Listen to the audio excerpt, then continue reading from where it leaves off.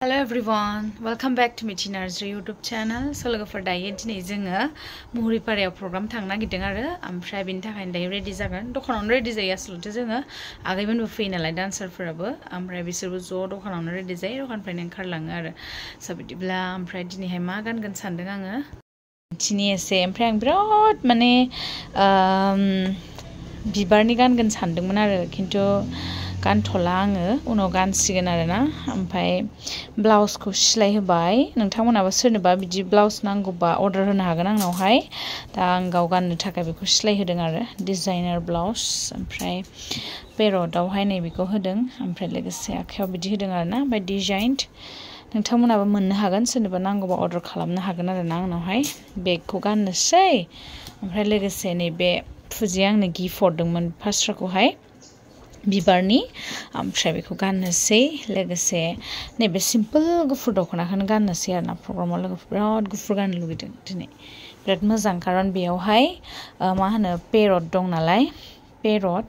बेजों ब्लाउसजों मेचिं जाबायना ओमफ्राय नैबेबो पेर'टआनो ओंखायनो बेखौनो गाननोसै आरो लोगोफोर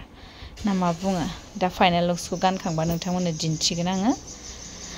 ओमफ्राय आङो माबानि बिबारनि गांसे गाननो होननानै दोनबाय थादोंमोन आरोना पार्पल खिन्थु गानथ'ला आङो नै लोगोफोर बेखौ गानगोन होननानै आं दोनबाय थादोंमोन आरोना बिराद आं गाननो होननानै फानबावलायाखैमोन आरो आङो दोनबाय थादोंमोन बिबारनि बेजोंनि थाखायनो आं ब्लाउसखौ सिलायदोंमोन आरो खिन्थु आं सानबाय हरावहाय लाइटिंआबा माबायदि जागोन प्रग्रामाव लाइटआ ओमफ्राय बेखौनो सानबाय आं गुफुरखौनो गानना होनोसै आरो गिदिरा ओमफ्राय दायो बेखौ गानथ'ला लोगोफोर बेखौनो गाननोसै आं ओमफ्राय नोंथांमोननो नै बेसर बिबारनि दख'ना नांगौबा एभेलेबल दङ दायो पेर'टआ गांसे दङ बिबारनि ओमफ्राय बेबो ओमफ्राय नैबे बिबारनि बेसर बिबारा ओमफ्राय नैबे बिबार पिंक दिनैसो सफैदों आरोना जास्ट लोगोफोर भिडिअ नायबा नुखाबाय जानो हागौ बिदिब्ला दायो जोङो रेडि जानोसै नैबेनिनो लोगो आरोना सिम्पोल बाजै लफायखौनो गाननोसै आं दा सिंगोलखौ बाजै लफाय बुङो आरोना लोगोफोर बेखौ मोजांथार नुदों आं गाननोसै लोगोफोर दायो रेडि जानोसै ओमफ्राय नै सिखिरिफोराबो रेडि जानोसै एखेलगे रेडि जानो मोनबा मोजां नाङो नालाय ओंखायनो एखेलगे रेडि जानोसै ओमफ्राय मन्दिरा मेकआप खालामसिगोन मेकआप आर्टिस्टआ जोंना बिउटिशियाना बिउटि खालामनोसै आरो दा नायबाय थादो दा फाइनाल लुक्सखौ दिन्थिगोन फाइनाल लुक्सखौ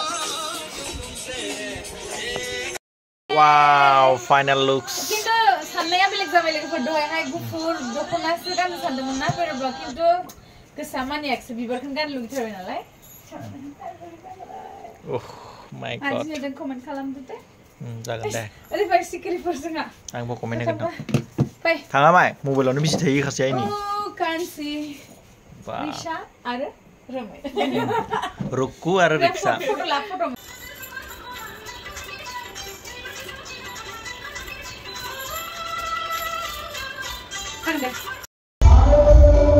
लोगोफोर दायो जोङो सफैबाय मुहुरिपारायाव ओमफ्राय प्रग्राम स्टार्ट जागासिनो दङ जों जिरायनानै दं सिखिरिफोरजों सेनिगाव मुहुरिपारा ना बिथ' खना जाथारला आंनाब्ला